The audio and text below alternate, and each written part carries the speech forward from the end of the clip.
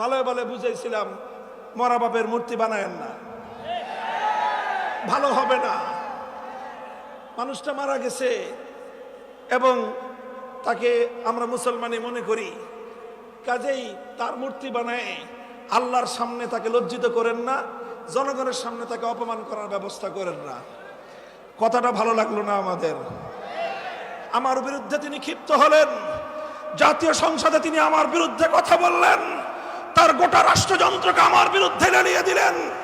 DGFI, NSI সহ প্রত্যেকটা গোয়েন্দা সংস্থা যাদের কাজ ছিল রাষ্ট্রের নিরাপত্তা নিশ্চিত করা, সব কাজ বাদ দিয়ে তারা আমাদের আলেম সমাজকে জাতির সামনে হেয় প্রতিপন্ন করার জন্য তারা মাঠে নেমে নামলো। খালি কাদেরকে বরখাস্ত করতেছেন দেখতেছি আমরা। আমাদের ওই নাটকের সময় কারা কারা ছিল অনেকের চেহারা আমার মনে আছে।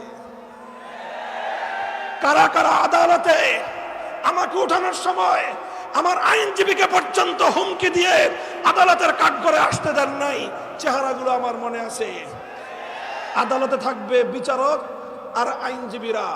আমাকে আদালতে উঠানোর সময় সশস্ত্র বাহিনীর সদস্য সেখানে উপস্থিত কেন ছিল প্রশ্নটা আজকে করলাম না, প্রয়োজন হলে ভবিষ্যতে করব। মনে রাখবেন আলেম সমাজকে জাতির কাছ থেকে বিচ্ছিন্ন আপনারা করতে পারবেন না।